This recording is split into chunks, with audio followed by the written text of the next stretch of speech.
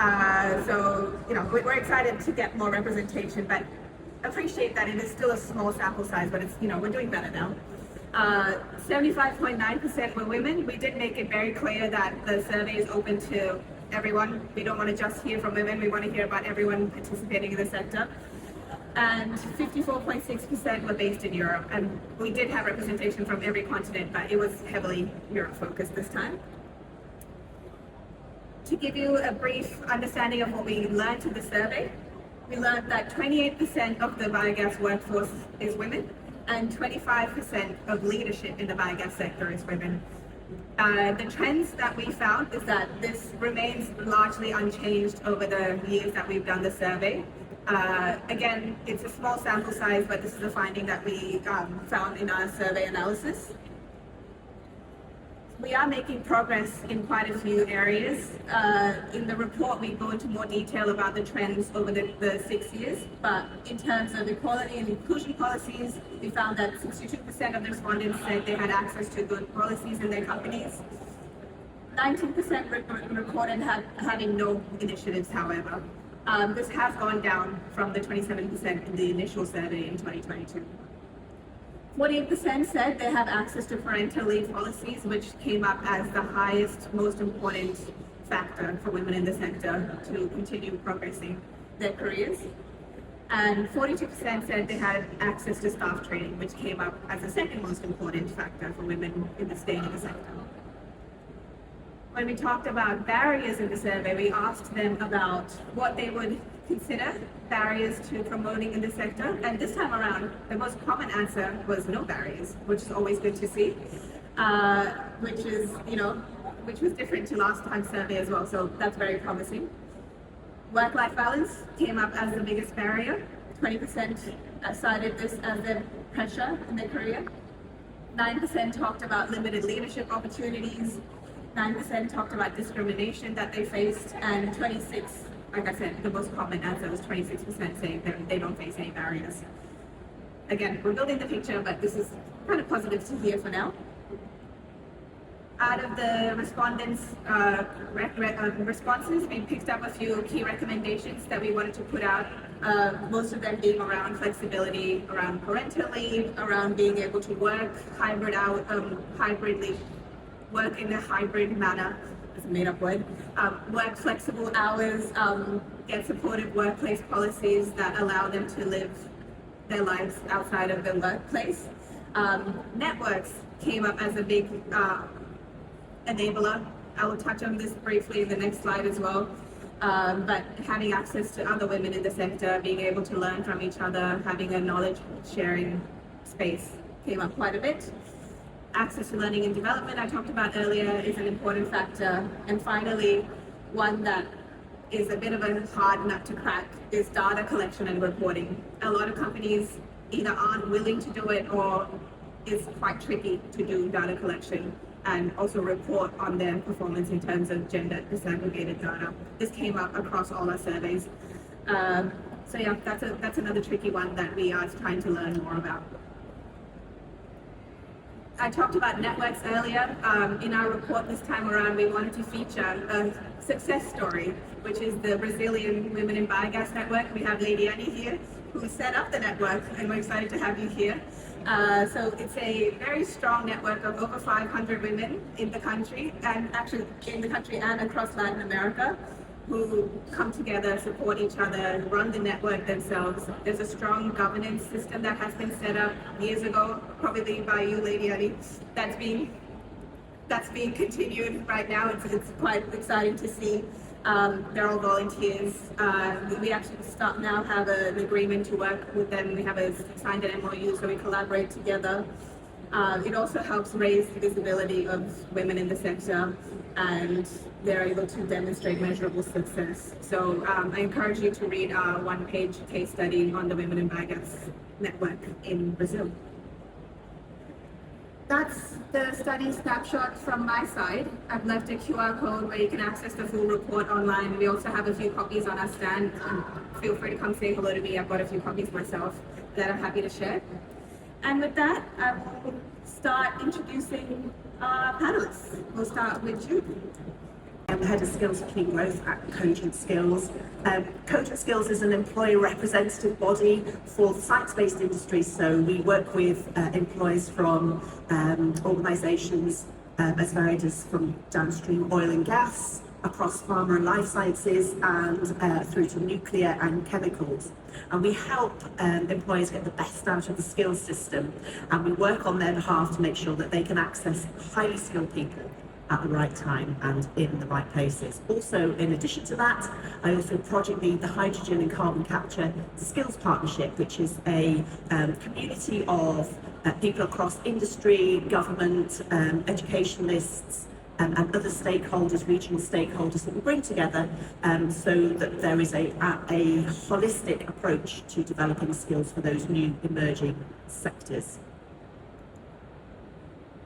Okay, we all know that the energy landscape is changing. Climate commitments, geopolitical events, as well as rapid technological advances are reshaping how we generate and use energy.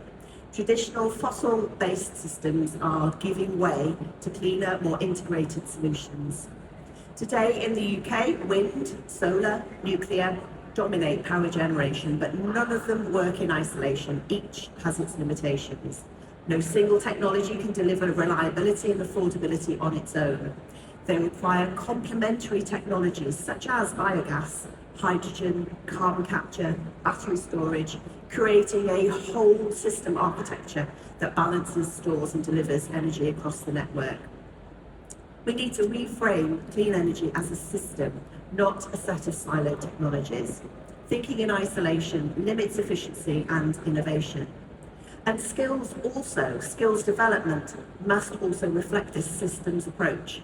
Engineers, operators and planners need cross-disciplinary knowledge while still maintaining a strong understanding of how each individual technology performs and contributes to the system.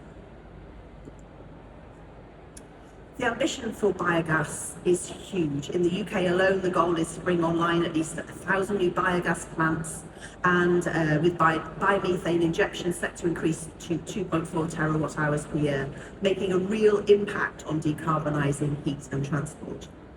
If we achieve this, biogas in the UK could supply about 11% of energy needs, strengthening energy security and reducing reliance on fossil fuels. Delivering this will require a substantial, highly skilled workforce, operators and professionals who understand the regulatory landscape and compliance requirements, how biogas integrates with the wider energy systems for efficiency and reliability, and how to align operations with net zero goals and to optimise performance. The UK energy sector as a whole will need to fill 277,000 vacancies by 2030. That's about half its current workforce again. Clean energy jobs are growing 5 times faster than overall UK employment, which means intense competition for the same skills across industries that are often better known and offer clearer career pathways. Biogas isn't a new technology, it's mature in its core processes, but it's still emerging in its strategic importance. The challenge is that its workforce is still relatively nascent compared to wind or solar. Biogas is less visible than other clean energy sectors, so fewer people consider it as a career option. Its nascency means demand signals for specialist contextualised training aren't reaching the skills system, creating a significant market failure. Education routes, college, university, apprenticeships, provide solid technical foundations, but they don't address the specific needs of an anaerobic digestion and biomethane operations skills that are needed to contextualise that foundational knowledge. We need a strategic approach to skills development in biogas. Why? Because technology is evolving rapidly and regulatory requirements are changing just as fast. There's increasing emphasis on process safety and compliance. These aren't optional, they're fundamental. And we're competing for talent across the entire clean energy sector, where demand is growing faster than supply. So how do we respond? Although the bulk of skills, as I've said, the bulk of skills, knowledge and experience required to work within a biomethane environment will rest within existing occupational standards and frameworks. Mainstream training does not yet embed the specialist process safety and operational skills required for anaerobic digestion and biogas in general. If the industry is to scale to meet its ambition, we need to work together to ensure there is a skilled, competent workforce available at the right time. The goal must be that employers are able to demonstrate that they and their employees fully understand and are in control of the major accident hazards and risks associated with the production, storage and distribution of biomethane. Therefore, we need clear skills frameworks and training standards. Cogent Skills is beginning to work with industry alongside Scottish Gas Networks and the Green Gas Task Force and key stakeholders including Future Biogas, ADBA and IChemE to develop a knowledge framework that will underpin industry and regulator approved training standards. The project will identify key roles that need specific knowledge and competence. It will highlight current and emerging skills gaps and will define the levels of competence required from awareness through to expert mastery. Using this framework, we'll develop training standards that address priority knowledge and competence needs across the sector. The result will be a set of industry-recognised resources that employers, training providers and awarding organisations can use to develop training, qualifications and competence assessments. Ultimately, this will help employers train and assess their workforce against consistent industry-agreed standards, improving confidence and supporting the safe growth of the green gas sector. To make this happen, we need industry involvement. If you'd like to contribute to this work, please do get in touch. Thank you very much. For Biogas Summit, and today is important because first of all I want to discuss an aspect of the energy transition that is often overlooked yet ultimately determines success: people. When we talk about sustainability, we generally talk about climate change, decarbonization, emissions, but I think that all of these are essential, but I do believe that the real catalyst of the energy transition is not technology, it's people. Technology can be acquired, infrastructure can be built, capital can be invested, but what cannot be easily replicated is a workforce empowered to innovate, equipped with the skills and also supported by an inclusive culture where everyone is allowed to contribute. And this is where the real competitive advantage lies.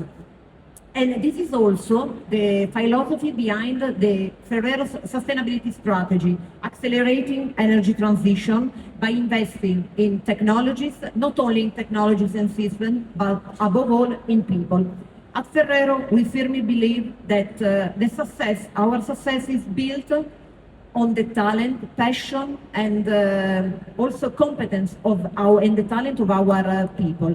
Today, Ferrero employs more than 50,000 people at worldwide level and 147 nationalities, representing 147 nationalities, while our headquarters in Luxembourg alone bring together 64 colleagues from 64 nationalities. So women represent 42% of the total global workforce, and 36% of line manager position, 36% of line manager position are held by women. These figures show meaningful impact and meaningful result, but while reminding us that there is still a lot of work to do, especially in increasing the representation at leadership level.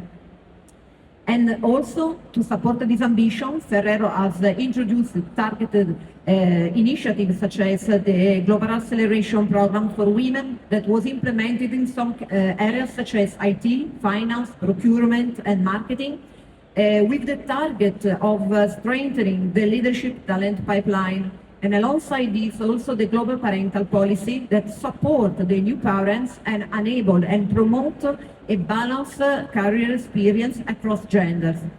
At the same time, as all the other organizations, we keep investing on graduate training, early career professional, because attracting talent is not just essential for the business continuity, but is essential for bringing fresh competence, fresh perspective, innovative thinking, and also digital skills.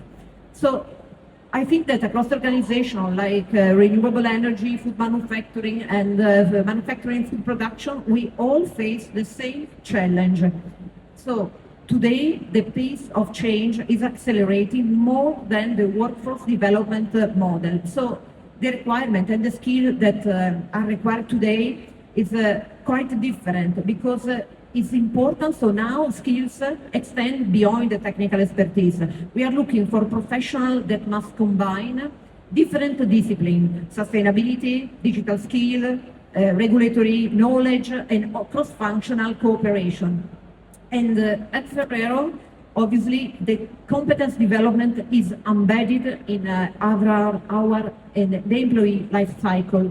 One of this example is the Inclusion and Respect training program that was delivered between 2021 and 2025 as an entire full day of training, a training program where with an in-person experience will allow obviously to reflect our commitment to enhancing, to also to engaging directly people on inclusive behaviors and also share a common sense of understanding of what are the expectations that shape an inclusive workplace. And at the same time, Ferrero is developing an inclusive leadership program and also intercultural competence development. And this is done through several such organizations such as Catalyst and Country Navigator that helps all the employees and the managers, so different level, to build the capabilities required to effectively work and operate in a global organization. If I have to see capture, utilization, going ahead, sorry. So what I see in the next decade, let me say, is that the challenge of workforce is not one of the number, but is one of the transformation. Because I think that continuous upskilling and reskilling is essential for the transition to a more sustainable future. And at the same time, I think that the industry that succeed will be those that have the capability to create a learning environment where development is continuous rather than episodic. And if I have to give my personal opinion about what inclusion means for me, I could say that to me, it means creating an environment where there are the conditions for every individual, each person, to feel respected, valued, and to be able to contribute with their own potential. Because we do know that inclusion is really important, and today it has to be considered not only a shared responsibility, but has to be considered a business imperative. And in this context, I would say that our strategy is also supported by regional ambassador, local group allyship that allow to create the opportunities for our employees and all the people working at Ferrero Group to create obviously an inclusive and respectful workplace. At the same time, we also partner with other company organizations such as I said, Lead Network, Catalyst, that allow to advance gender equality and also disability inclusion. So consider that I would say that unfortunately barriers remain. So bias, unconscious bias, and difficult also not equal opportunities to access the access to opportunity, and also the challenge of managing increasingly diverse and geographically dispersed team require ongoing attention. So to me, inclusion is not a project with an end date, but is a continuous journey.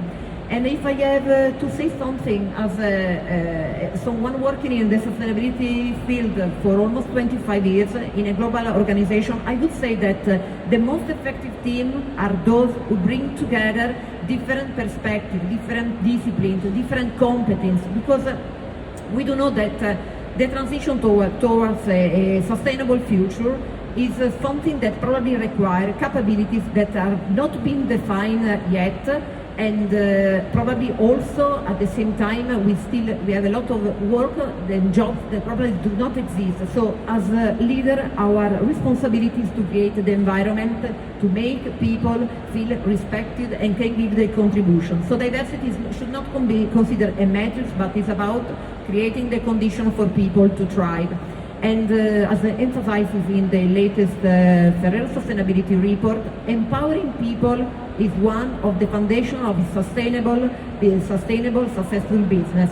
But sustainable growth cannot be based only on environmental and energy performance, but in particular on how we proactively and actively develop, support and empower people. Thank you. Through the RNG Girls podcast, she champions stories, careers, leadership, and diversity across the renewable gas sector. And today she brings a recruitment perspective to our panel, which is always interesting to hear. So with that, I'll pass to you, Lisa. Again, I'm just gonna, I forgot my notes, so you're gonna have to bear with me while I read it slightly. So I'm Lisa, I'm the Managing Director for Dahlia Recruitment. I have been working in the biogas sector now for 10 years. We have worked across a number of everything from operators right up to C-suite. And I'm also one of the founders of RNG Girls, where we connect people and tell stories about politics. Yes. Oh, so these are just some recruitment stats that I've pulled together, and if we look at this, the one thing about working in the recruitment space in biogas is that we don't just work in engineers or IT, it is literally everything, which makes it quite an inclusive environment for women. So these stats are basically for 18 months across, and the adverts and responses lasted for 6 weeks. So if we look at, these are from LinkedIn applications, LinkedIn outreach, CV library, and all the other job boards. So the blue bar indicates how many actual applicants that we had, so obviously male and female.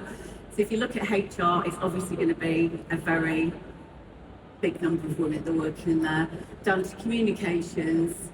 The really interesting part of this is where the graduate piece comes in. And if I look at this 2 years ago, we probably had 20% of females that were chemical engineers or analysts. It has absolutely shot up. So there you see there's 381, so a third of the applications that we have. Straight down to C-suite with the CFOs, CEOs.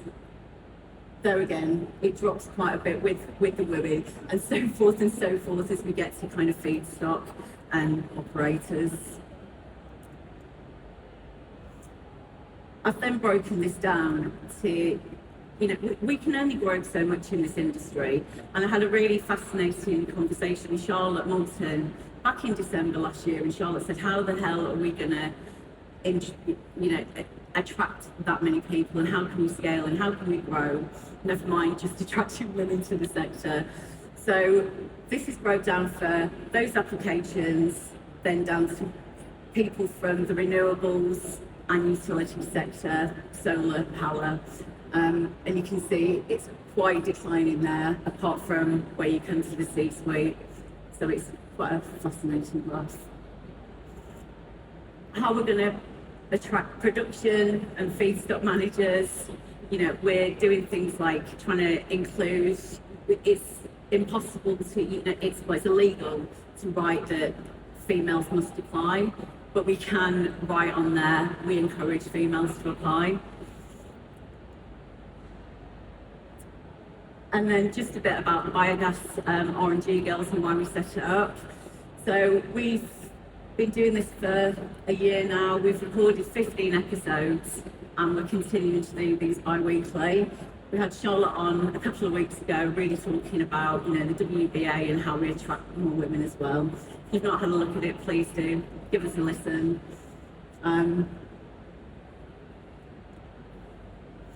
And I really wanted to talk about this. So this is from Biogas Americas, where we were asked to do a live podcast, which is quite nerve-wracking because normally we're sat in an office or a bedroom and, you know, we can edit it. There's no swearing or anything.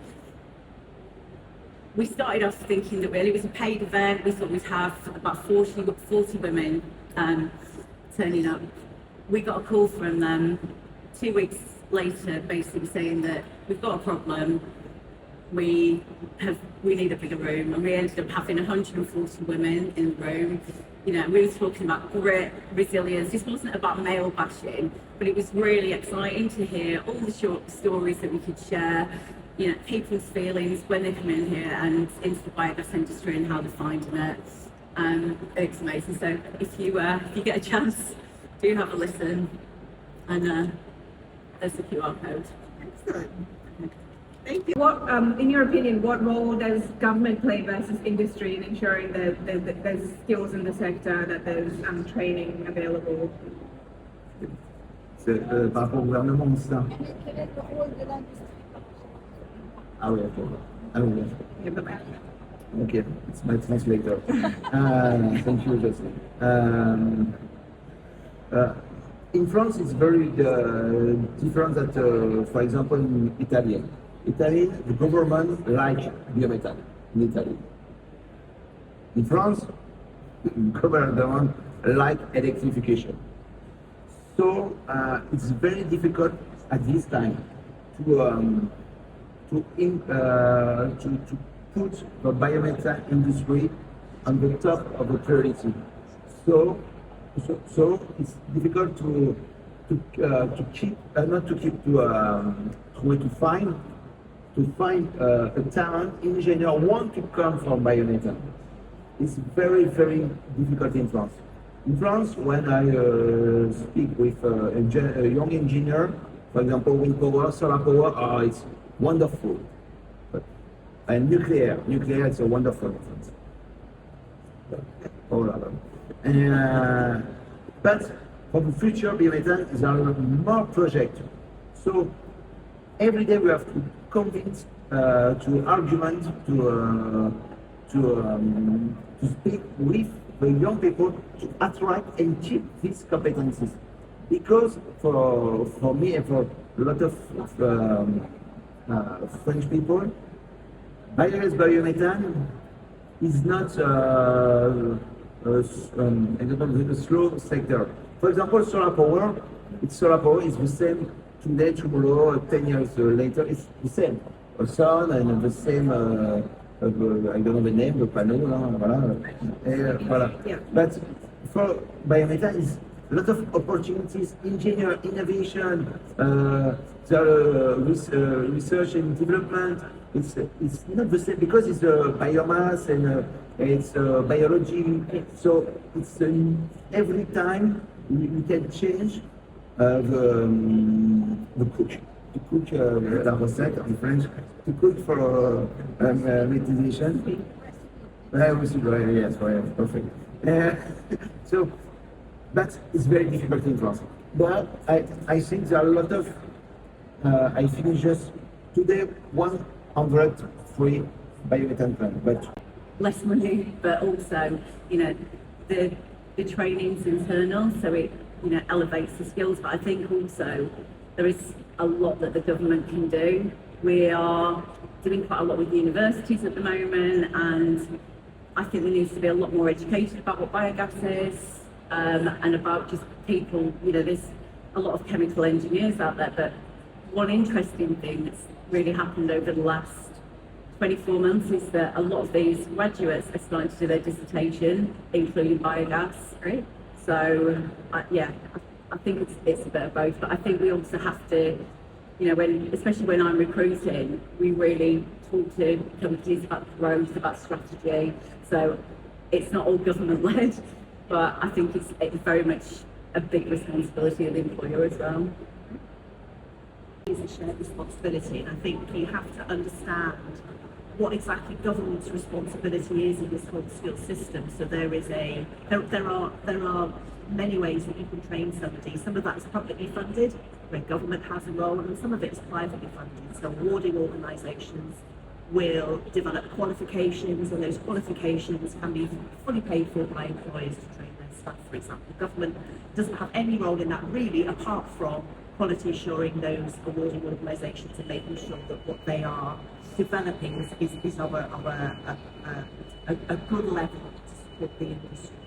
So government kind of puts together the funding pots to support training, but the content of the training is very, very much put together by industry. Wherever you are, whether you're in biogas, whether you're in accountancy, whether you're in hairdressing, we absolutely need employers to step forward and help create the content for any qualifications. We need them to ensure that our apprenticeship standards or frameworks, if you're in Wales, Scotland and Northern Ireland, contain the information and is kept up to date with the skills that you're going to need. Basically, if employers don't feed that in, then those standards and frameworks start to become out of date. So it's paramount that employers are part of that process.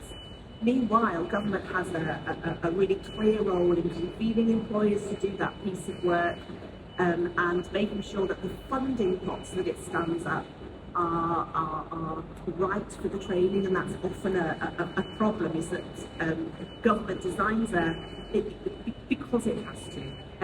It will design a funding pot and tries to make it a one-size-fits-all, and we all know that that doesn't happen. So at the moment we've got things like apprenticeship units in England coming to the fore. It's 5 days, so an apprenticeship unit has to be 5 days, but many of the skills that we need for the net zero transition can be taught in 1 or 2 days. So again, the funding pot doesn't fit the solution. So it is absolutely a partnership, and I think industry needs to rise to that challenge, and it has done so well so far, but we must keep going together. The continuous development of professional. So in this case, if we think about the skills required in 5-10 years from now, probably they are evolving faster than the traditional education model. So industry, all the industry have to shape the pipeline talent, the talent pipeline. Otherwise, someone else will, and we risk preparing people for yesterday's job instead of for tomorrow opportunities. You know, when I'm certainly recruiting, the good companies don't have a revolving door recruitment process. It's very much about, you know, ensuring they've got a real path to progress. I'd be interested to know, because, you know, the survey that we're doing, we're trying to collect information that's, you know, pertinent to someone that's working in the sector. What questions should we be asking to understand the culture that's supporting our sector? I think culture, you know, it's not just about training, it's about, you know, how valued you feel in the business. And I'd really encourage companies to do almost like a NPS survey every year it's I can't remember what the acronym is, but it's basically a survey which goes out to all your employees, and it's completely anonymous, and it gives employees the right to kind of hear their voice, and you know, you can then pick up where the problems are, and you know, and where the good things are happening as well. But yeah, I think a lot of companies that do that have a much better retention rate. Right. So it's a matter of feeling heard as well. Yeah, I agree. Companies don't like it sometimes, the answers, but you know, you can't get to the root of the problem until employees give their full opinion on things. Yeah. Do you have anything to add, Jen? No, I don't. I mean, I don't work directly in biogas, but I work for a Times 100 top company. So we are the best medium-sized charity, which we're really, really proud of. We do exactly that every year. Survey our employees, let them have their say, work on the feedback, tell them what they've told. You know, rehearse back to them what they've told us, and tell them what we're going to do about that. And year on year we've improved. So I think it is very much, it's got to be listening to people and putting into practice and creating a response to what those And it's about this not just being a tick box exercise. Absolutely. And many companies, they'll do this and then they won't actually address it and circulate it. So it might be that they want more flexible working hours, and they'll have one-to-one conversations, but the whole survey should be out there for employees to see what's going right and what isn't, and work on a plan on how to do that and how you retain your staff better.